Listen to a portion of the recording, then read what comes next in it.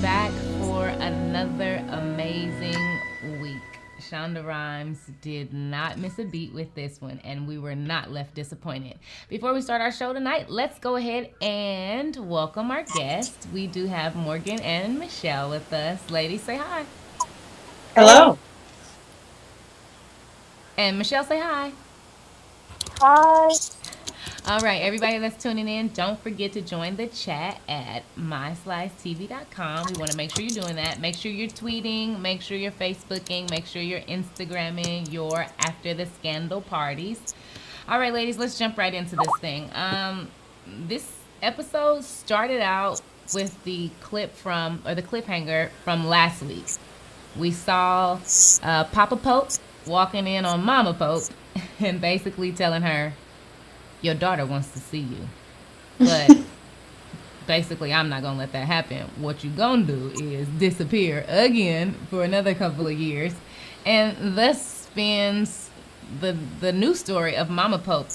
Michelle, when this clip came, what were you expecting? She looked kind of crazy and kind of sickly, but what was your first impression of Mama Pope?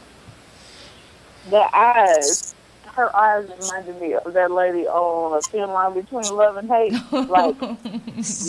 Like she's crazy. Lucia. That's who she reminded me of. Brandy, I think her name is on the movie. That's what, and I just knew, baby, you like the. I mean, Pop Pope is crazy, but there was something deeper crazy about her. I just knew that she was the most vicious of all. I said that earlier in a post on Facebook. I said she's the most vicious person of all, which is why she has to be kept away. Well, that was a really good observation because really I was still stuck on Papa Pope being just flat out crazy and no telling what he's done and who he's hiding from who to cover up something. But I have to agree, those eyes were. I mean, she was giving you like Twitch, like she was giving you crazy, you know. And I was a little scared myself. So for those of you guys who aren't too sure what we're speaking about, or if you happen to miss this, we got it right here for you. Check this out.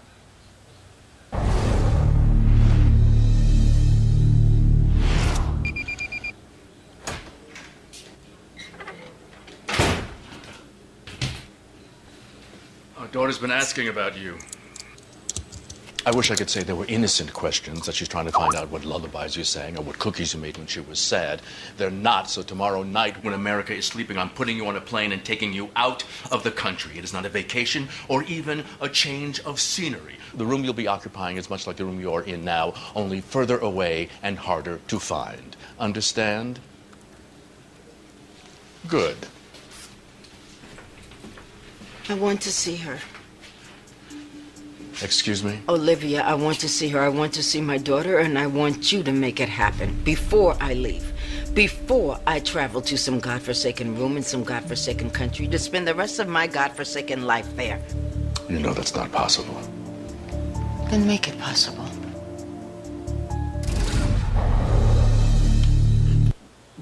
And there you have it. Crazy meets Psycho. And they birth the fixer, Olivia Pope. I don't really get it yet, but I'm sure those pieces are going to come together in the near coming episodes. All right, ladies, now let's go ahead and jump around because this episode kind of gave us a little bit of every story that she started last week.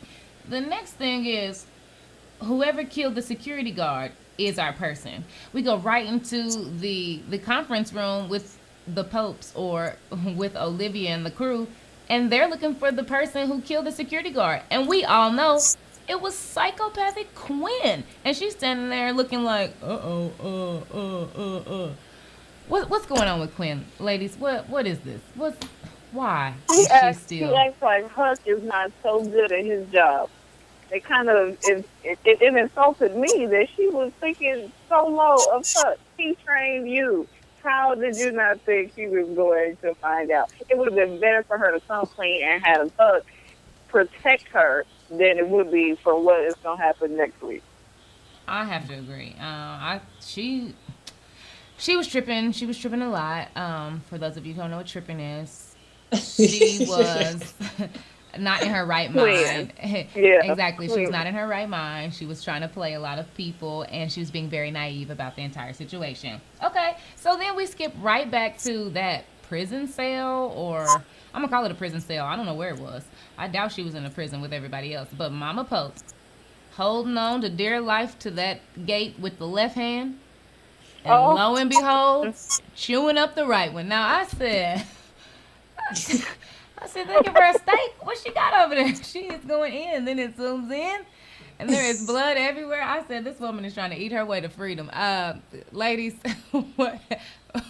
Shonda has taken it to another level. Cannibalism. Okay. This It's was a a bit extreme. sin. That was so nasty. It was, I was listening there thinking cannibalism is a sin to the fullest. There is no way. If my baby was gone for 20 years, it's going to be 20 more years before I eat my ribs to see her. I just can't see a mother. Like I said before, there's an end to a mother's love. And there, she passed that end. She went past that line. We don't do that. And when I say we, y'all know who we don't do that. We're not eating our skin and our flesh and our veins and blood vessels. We're not doing that. And I don't know what's wrong with her. It just adds to she's crazy. Now, listen, I do have to give a disclaimer. Everybody, her attempt at suicide was not funny. It is a very serious situation. And if you ever feel like you are metaphorically trapped or literally trapped and you want to get out, please find help.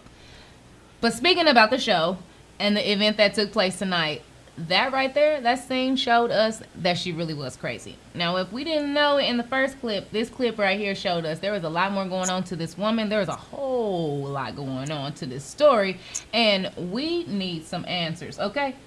Then she looked up and she said, "Where is she? What do you mean? I told you to protect her." And then I started thinking, wait a minute. We thought you were the victim this whole time. We thought Papa Pope was this psycho person who had fits, shoot down the plane that you were on and that you was dead, but now you're alive. And now this lady, something was in that manila folder a couple of episodes ago. Episode 1. Something going on with this B613. These people, look, I don't trust nobody right now, okay? Ladies. I don't even trust Olivia, honestly. I can't trust her. I mean, first you are ignoring the president's calls, then you're on the house on the hill and on cloud 9. Somebody's got to. I have to agree. Now, let me go ahead and bring Morgan into this conversation because, Morgan, I want to hear from you tonight, okay? We got to hear from all of our guests. Morgan, the love story, if you call it that, between Fitz and Olivia. We haven't really seen them light the fire all season. But suddenly tonight, well, look, she said no. She was still mad about her dad, or about her mom. And then he sent her that photo in that manila envelope. What's with the manila envelopes, y'all?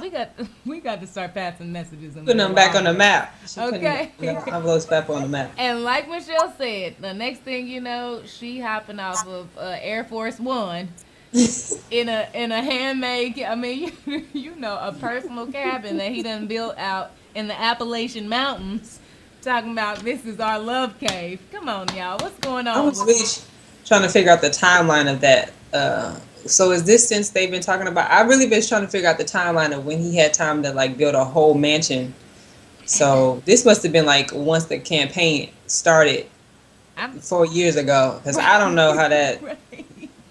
And I was a little suspect because it looked like the house that he grew up in the flat. It looked like the house in the flashbacks from last week. So I was just like, he ain't built that house. You're kind of right. Yeah, I don't know if it was the style of house, that country cabin, outdoors, woodsy thing. But I thought the same thing. I was like, oh, so you just been plotting on Olivia for what, years now? Oh, you knew she was gonna be yours. What's happening? I thought he was gonna say it was the house where he grew up, and that was gonna be like a sentimental moment or something. But no. I did think it was kind of sentimental, a little bit, kind of sweet between them. And I guess Michelle and Morgan, I do want to ask you this because as women, when we're done with something, we want to be done. And I feel like Olivia wanted to be done this time, but maybe she just wasn't as done as she thought. They seem to have been throwing punches back and forth. I did this to you, and I don't need your protection because I hurt you like this. And then he throws it back at her like, yeah, well, this happened too. And, well, then they are rolling in the sheets in front of the handmade Rolling in the deep. Right, there you go. Rolling in the Did you see deep. his position when she was up there getting dressed? He was on the floor like he was a murder victim, and they were just about to outline his body in chalk. She put it on him. So I have to say that Olivia, yeah, she was right when she said she ruined his life. Because Fitz was not aware that any of this stuff could ever happen. He just took an order, shot down a plane with no questions asked, and that was it. Fitz didn't know everything he was getting ready to get himself into. Olivia has been crazy. So I feel like Olivia has an upper hand there. Olivia. I'm kind of over their love story. And it's not because I'm Team Jake, because obviously that's not going to happen. I'm just over the love story right now. I really thought that it would have been a little bit more unique, a little bit more creative for her to have them end this season without being reconnected. I'm just a little over it. It's just like, and I'm over Melly, like getting her hopes up, like, and then it just falling through. Like last week, Fitz was ride or die for Melly on that interview, and this week her feelings is hurt again. Or her feelings are hurt again. Because he was with Olivia. I'm just really over it. I'm just over that part of this right now. And now we have another affair going on between Cyrus and it's just like, can we do something else, please? But you know what, though? I'm not over it because in last week's episode, he had to come to Millie's defense. He wants to get reelected, so it's in him. His survival mode is now turned on. If he let that reporter just attack her, then, people are they can speculate and say, well, you let this happen, this is your wife, and this was your fault. But he stood up and said, okay, this is my fault, so you direct those questions towards me.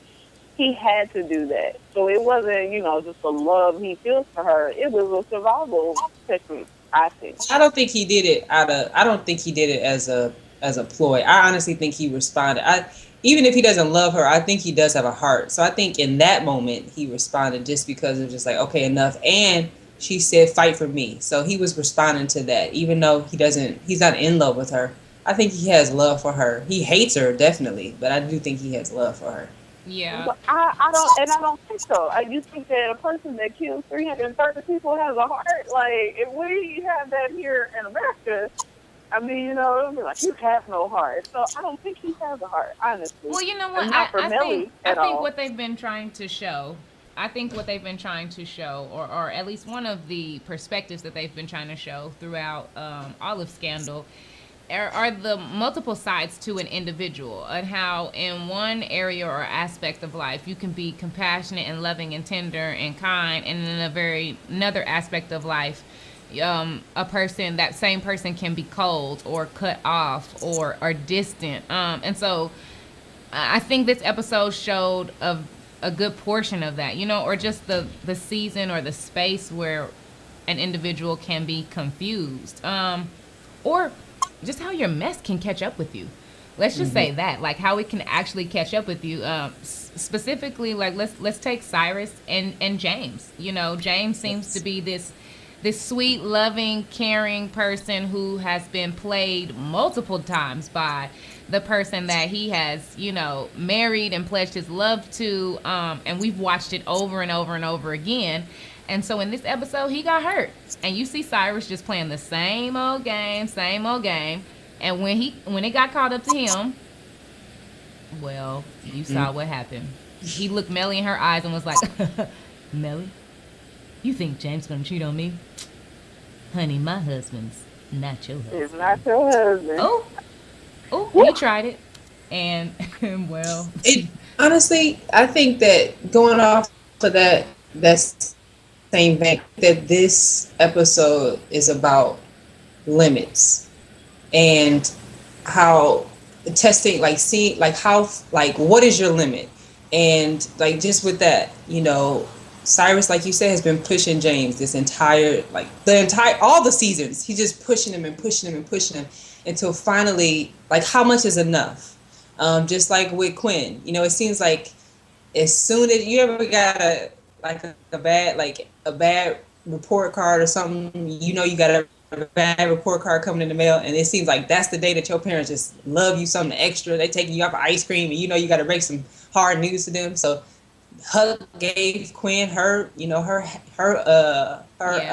compliment, and then finally Mama Pope been locked up for 20 years, and she decides she gonna stick a needle in somebody's neck now. So I think this episode was also about like limits and how much is enough. How much can you get away with until it's just too much, and then the big dogs really start coming out.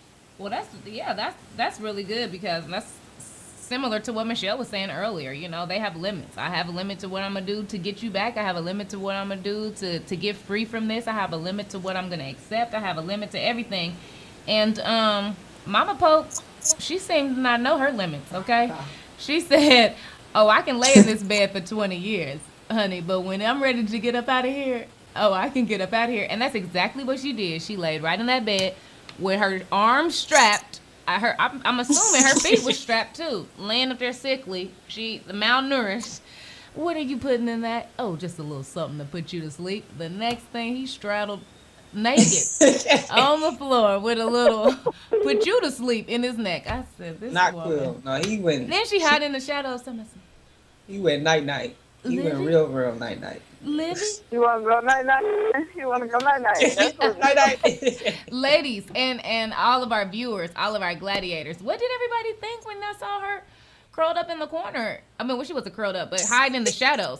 I'm thinking, how did Olivia even know it was her? I would have been scared. Now, look, I'm not scared of homeless people, but somebody calling my name out, Livy, like that, and I turned around and some woman shaking, I would be nervous. I wouldn't have automatically thought that was my mama, but Olivia did. Because of Livy. She said Livy. I think that, with her love of danger, even when the woman had the bomb strapped to her chest, she went into the office, even though everybody else was running in the opposite direction. I mean, so she's not going to, pick up her step as normal people were like, somebody's calling me from the dark. I'm going to pick up my step and get on in here. But she turns around and, it's like, oh my God, no, I would have taken out into a sprint into my house where it's safe. But she knows her mom's voice, though. She knows her mom's voice, and I think that Livy was really strategic, because you haven't heard anybody ever call her Livy in all of the seasons. Nobody has called her Livy, so I think that was somewhat strategic. Yeah, kind of pull it on one of those sentimental strings. Well, what it also made me think of was everybody.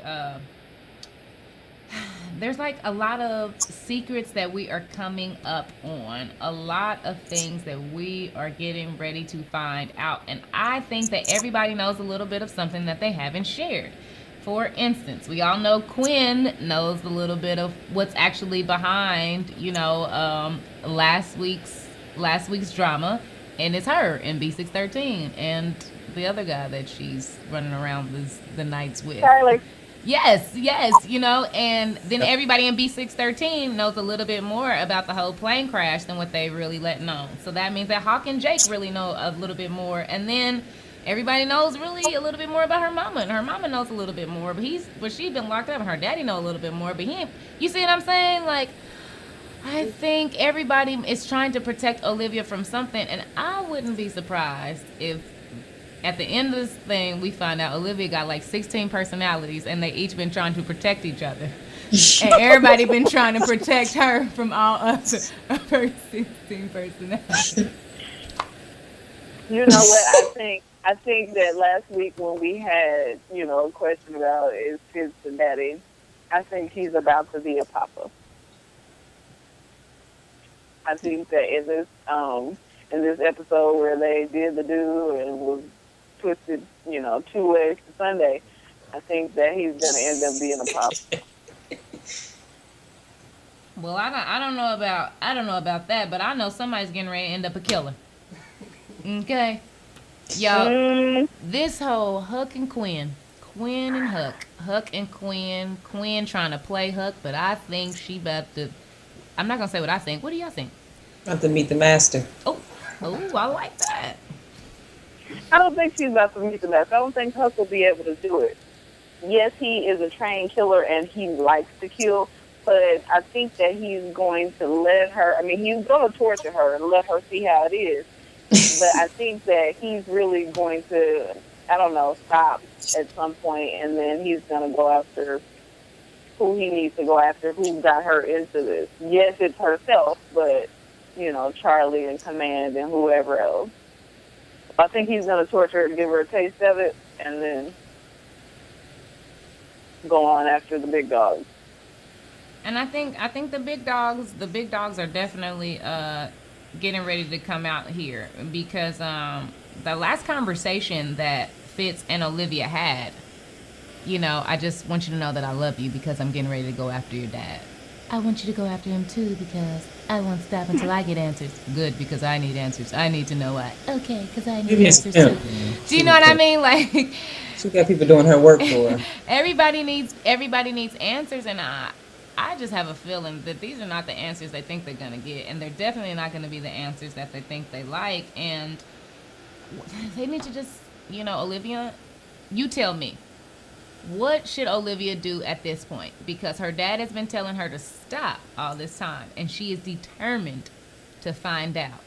Michelle, what would you do at this point? I mean, would you keep going? Would you keep digging? Or would you stop? Would you just try to chalk up the past as the past? I would cash out everything I own, liquidate everything, and leave the country because this is getting too much. I had a headache after tonight's episode. I was just like, I'm just not sure that I can take this much drama ever. It was just a whole bunch. Now, I'm happy about this drama because I like Kendall, but I think that, For real life. I mean, on a real note or a real fake note from the show, I think Olivia is going to keep going into it. I mean, she sees her mom after 20 years, and I'm thinking that your daddy, who you reappear, yeah, we're gonna keep digging, and somebody may die in this next episode. I saw the guns when the previews were coming for December 5th. Yeah. So somebody may die. That's good. And just to keep it kind of in this vein for a little while longer, Morgan, I want to ask you this question. You've been really good throughout our show with giving us insight or detail into the metaphors, and so I think it was very interesting that the mom had been around and yet so distant, but she's been locked up in this prison per se, and Fitz has been around, but he's had this empty home just waiting, and it seemed to be his type of prison, per se. And Olivia seems bound by the answers that she needs, as if she's in some type of prison. Morgan, go ahead. What did you really take away from this episode, or what did it spark in you? I was just thinking about that joke. I think this will show us, what really matters. Because was she looking into the case because her mother died?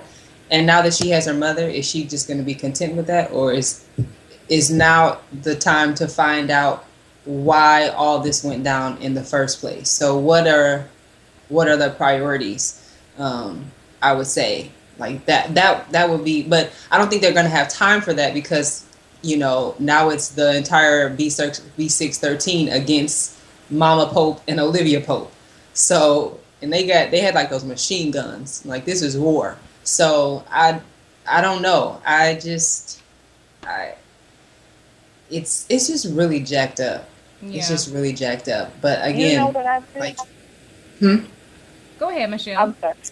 I'm just thinking back to past episodes. When she called in the Providence something and she gave the security code and all of that, I'm thinking that she should have thought for the future. That was not an emergency. What is an emergency is what's about to happen in the next episode, and there's nothing that Fitz can do to protect her from what's about to happen. Like, he has to sit back and watch, pretty much. I'm thinking she should have used that providence for next week. Like, my mom showed up. I need the president. I need to be locked in this room. Well, speaking of, yeah, but Olivia, maybe she does have another ace in the hand. She got another get out of jail free card locked away somewhere. Somebody is gonna come up out of some rock and gonna feel the need to protect her with his very life. Olivia, that girl, she'll be fine. But gladiators out there and viewers of After the Scandal, you know that every week we do a character of the week. And so this week I gave it to none other than another Pope. I'm sorry, y'all. I can't help it. My family is crazy. Mama Pope. I don't know if you get reception behind those bars that you've been locked up in all these years. But boo, if you do, I picked you. Because you're crazy. You're crazy. And I don't know if you're crazy because you've just been having friends with cement walls all these years. I don't know if you was crazy before you went in there. Michelle, Morgan, come on. I don't think she's crazy.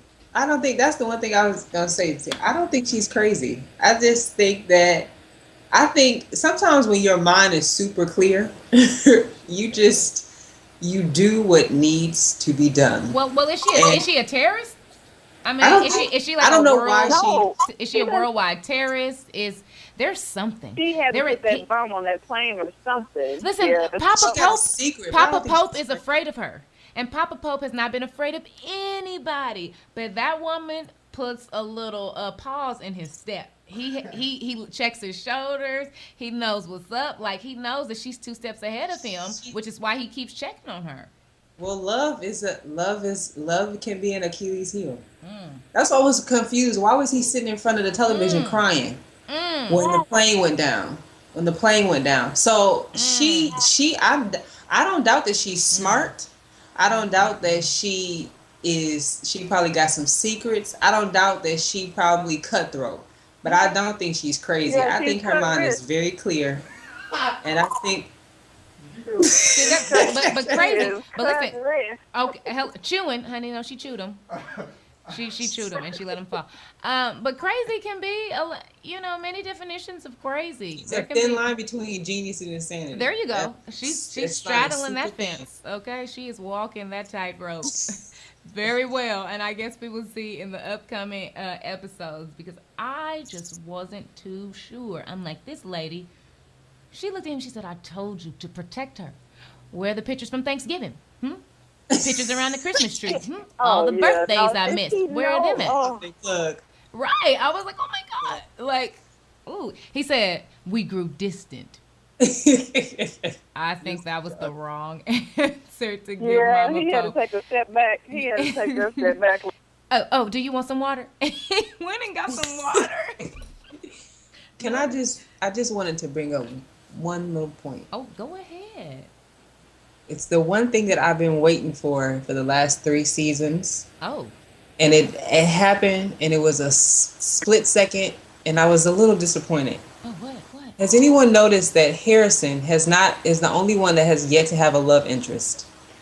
Okay, I was saying that. And I said, normally it's Rico Suave, Harrison type that is, in on everybody. Yes. This is the first, he has not had a love interest in 3 seasons, and then it was like a one-night stand, and it's with his daughter sister. Right. And the client so was terrible. I'm just really disappointed by that. I think he deserved better. I think he should have, he'd been crushing on Olivia since season 1. I think he should have had something a little bit more in depth. So I hope that was just a preview of what's to come. He should have been able to smash something just a little bit higher than the baby who was raised by her grandma. I was mad at Shonda for that. Because I'm like, you just don't do him like that. He has been the most loyal, and you give him the bottom of the barrel. No, I got benefits. Y'all are so silly. No, I do. I don't like her. I have to agree. Like, when when that scene came on, and I was like, he did not. No, I can't But believe this. Like, we waited 3 years for that? I mean, listen, that's not what I'm saying. I'm saying. you saw his neck without a dress coat or a dress shirt or a tie around it. I mean, we just automatically knew. When he sat there and talked to Abby, I was heartbroken by that. But he needs love too. You know, clearly he didn't find it. That's not what that was. But we need that man that loves him so much to come on in back into the country. Hey, Mike D. Snap. He stopped her to check on her. Oh. She put him in his face. She said no. Well, while we're talking about subtle things that this episode had, I think I want to talk about Jake trying too hard. Was it just me? Or was Jake he was really trying to be the hero in this episode and he kept getting shot down? I don't think smashing that phone is going to keep him away from you. He'll find a way. I told you he'll find. I was just like, Jake, would you stop? Your timing is so wrong. Just go back in the other room and work on something. Just chill out. Earn your keep. Earn your keep, Jake. You shut your mouth about what I'm doing. I mind your business and earn your keep. Go out there and figure out what happened to my mother. Don't worry about who's calling me and who's gonna get to me. Like, chill out. Look, so for all people who are rooting for Jake and Olivia, okay, well, you know, we'll give you guys another week, and that's what we're gonna say. We're gonna say he has to earn his keep. He has to earn it. Keep hope alive. Jake is messy, not messy. Jake is he has epic fails, which means he's still innocent.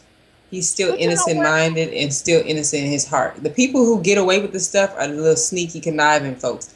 He's not gonna happen. Him and Olivia are not gonna happen because he's like the good guy that doesn't know that nobody wants. But I like Jake. He just needs to get out of V613 so he can have a nice life. You need to put back on that uniform. You put back on your Navy uniform, and maybe we can talk about it. But if you're sitting here scruffy, won't shave in November, all of this, and you get none. No, sir. Go back and earn your keep. You're here. You have nowhere to go. So he's grabbing for nothing. It's just scraps there for him. Olivia's heart is not with you. Even though you smashed a couple times, it's just not with you. It belongs to the president. Olivia Fitz. Thank you. Well, that's it. That is it, and that is it for us tonight, gladiators. Listen here. If you don't have a place to go, if you just reaching for something and you can't grab it, lean over, turn on your laptop, tune in to myslicetv.com. We'll be here every Thursday after the scandal, okay? And whether you're Team Jake or Team Fitz, we're going to figure it out together. We're going to laugh. We're going to scream. Ooh, we're going to get the goosebumps. We're going to pray that nobody else is eating on themselves next week. But we're going to be here and we'll be watching it. Thanks so much, everybody. Be sure you check us out on Twitter. You follow us on Facebook. You follow us on Instagram. And it's not just after the scandal you can keep in touch with. You can also keep in touch with our guests, Morgan and Michelle. Ladies, let the viewers know how they can keep in touch with you. I am on Facebook, Mr. Littlejohn, and on Twitter, Shelbell01. Shelbell with an S. And I'm on Facebook and Instagram, Morgan Breon. Instagram, I'm Morgan_Breon, BREON. All right, everybody. Well, we are dipping out like we are part of the B613 crew. We will see you guys next week. That's right. You're watching After the Scandal here on My Slice TV at Slice Network. Thanks, everybody. We'll see you after the scandal.